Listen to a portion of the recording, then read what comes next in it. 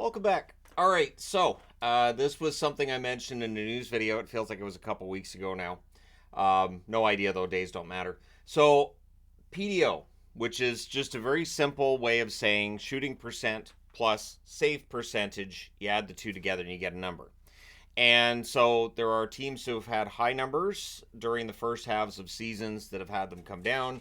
There are teams that have had really low numbers that they come up. And so if you're looking to get a team with a really low PDO, it should get better. The shooting percentage should improve. The save percentage should improve as well. It doesn't always, right? And then the other question I wanted to answer with this and go through 10 years of data to find it is, so does it tell you anything about the kind of success those teams are going to have once you get to the playoffs? And the answer is no. Some teams that are near the top of the PDO chart at the end of the year do end up winning a Stanley Cup, and some of them end up out in the first round. The good news is there are only two teams on this entire board that missed the playoffs. Two. So it means as long as Vancouver can keep up numbers anywhere near this, they're a playoff team, and that's good news. So Vancouver currently leads the NHL with a PDO, and again, this is shooting percentage plus save percentage, 5 on 5. The number for them right now is 105.5. So that's the shooting percentage plus the save percentage. You get that number. They are well and above Winnipeg, who are second at 103.22, which is still a high number. Boston, 102.66.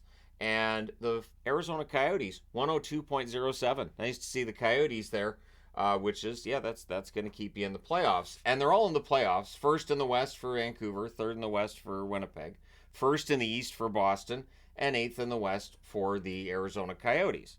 But in reality, these three numbers here at the top could get shaved down, and the one the Canucks are putting up right now, probably not sustainable, but I wanted 10 years of data behind me to put this video together. So while the games were going on last night, this is what I was doing as well. So I did that board for the Devils and the Capitals and the Leafs and the Ducks, and I was putting this together. Last year, the PDO leader was Boston at 103.59, which is really high. You look at the rest of this board, that's a really high number. In fact, that's the highest number on the board outside of the one that Vancouver's putting up this year. And of course, they lost in the first round. Second was the Islanders, 101.53. They lost in the first round as well. Vegas right there, 101.29. They win the Stanley Cup. 101.27, the Toronto Maple Leafs. They lost in the second round. And the Rangers, 101.26. They lost in the first round.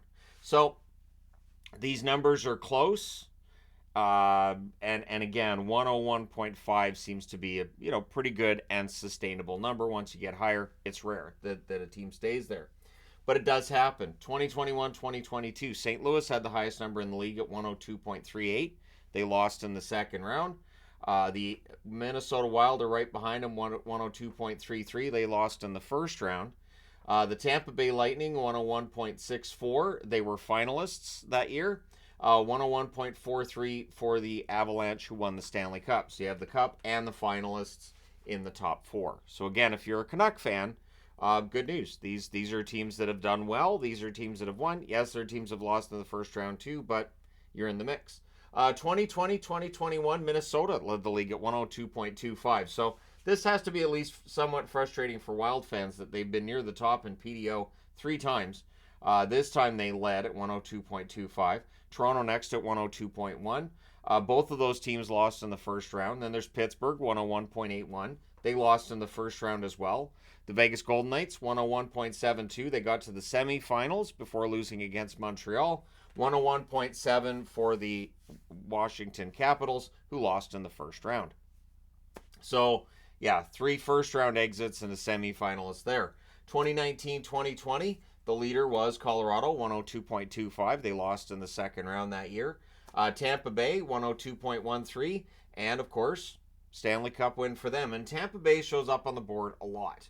1, 2, 3, 4 different times. So they're very good when it comes to the shooting percentage, save percentage. Look at their team. Of course they are. Then there's Boston, 101.6. They lost in the second round that year. Then you have St. Louis, 101.38. They lost in the first round. 2018-2019, the leaders, Washington, 102.26. They lost in the first round. They were, of course, defending Stanley Cup champions that year. They're very good at getting on the board a number of times as well. Then there's the Islanders, 102.18. They lost in the second round that year. Tampa Bay 101.96 and a first round exit. It's interesting that Tampa Bay's third on the list considering the 2018-2019 season. They had a ridiculous record, and yet their number is not close to Boston's, who had that first round exit as well in 2023. Had a better number, a lot of wins too. But yeah, I'm surprised at the difference between Boston and Tampa Bay. Toronto 101.77 and they lost in the first round. So Toronto, a team that shows up a bunch of times on this list as well. 2017-2018, the leader was Tampa Bay, 102.3. They lost in the conference final that year. Second, Toronto, 101.96. They lost in the first round. Then you have Nashville, 101.79. Lost in the second round. And for Washington, 101.62. And they won the Stanley Cup when it wasn't expected. They were expected to in 2016-2017, where they led the league when it comes to this PDO number. 102.9. They lost in the second round because that's as far as they were allowed to go before they won that Stanley Cup. Minnesota lost in the first round with a PDO of 101.76. For Columbus, 101.53. They lost in the first round as well.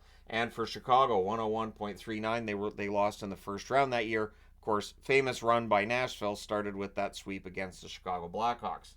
2015-2016, the Rangers lead the way there. 102.47. They were a first round exit there.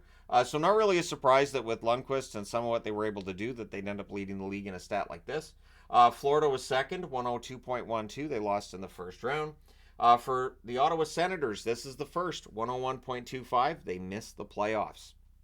And then Washington, 101.21. It was a second round exit that year for the Washington Capitals because that's when they lost in the playoffs all the time. 2014-2015, the Rangers led again, 101.92. Conference final exit for them that season. Montreal next up at 101.61. They lost in the second round. And Colorado, 101.36, missed the playoffs.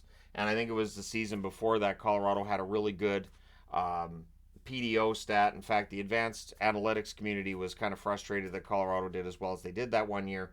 And then when Colorado lost in the playoffs, that left the analytics people go, see, told you they weren't any good. Calgary, 101.14, round 2 exit for them that season.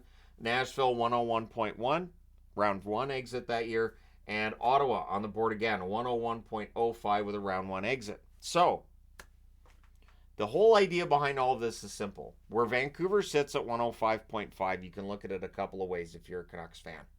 They're having some good fortune. They're taking good shots. They're smart with their shots. I've seen Canucks fans saying, oh, so they should just take some lousy shots so this number comes down and then people will stop talking about it. No, it's just that, you know, all these teams on the board have a lower number. You'd have to think that in the second half of the season, the Canucks number comes down, at least somewhat. And then it's a matter of whether or not their game, their structure, the way that they play keeps them at or near the top of the standings. I have said over the last 6 weeks that I think what Vancouver's doing is sustainable. I think they're going to be a playoff team. I think they'll be fun to watch in the playoffs. I have no expectations for what they do in the playoffs. But I do understand that when I say this number is not really sustainable, and again, there's 10 years of data showing us no team has done this. I understand why people would say, well, that's just not. How dare he hate the Canucks that way? It's not a hate thing. It's just a reality of these numbers do tend to come down as the season goes along, which also extends to Winnipeg. Boston will probably see their numbers come down a bit as well. We'll probably end up more in this 102.25, 102.9, somewhere in that range for whoever ends up leading the league at the end of the year. But it is a fun number to look at. I know it was one of those things that when I was, starting to look at advanced stats here and there, PDO was one that I thought was interesting. And yet, immediately I noticed in the community, they were like, you cannot trust PDO. Don't. So, there's a whole video on PDO.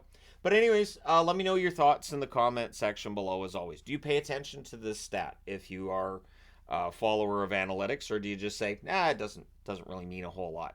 Because again, when we look at it, it doesn't seem to indicate that a team with a high PDO is going to have success in the playoffs. Or that a team that's not top 5 in the PDO department isn't going to do anything in the playoffs, because there are plenty of cup champions that are not on this board, but there are some cup champions that are. So it is not something that's very good at being predictive, other than the fact that outside of Colorado here and Ottawa here, all of these teams made the playoffs. So that, to me, is important. But let me know your thoughts in the comment section below, as always. Don't forget to hit like and subscribe if you've not done so already. Thank you guys so much for watching, for all your support. I will talk to you again soon.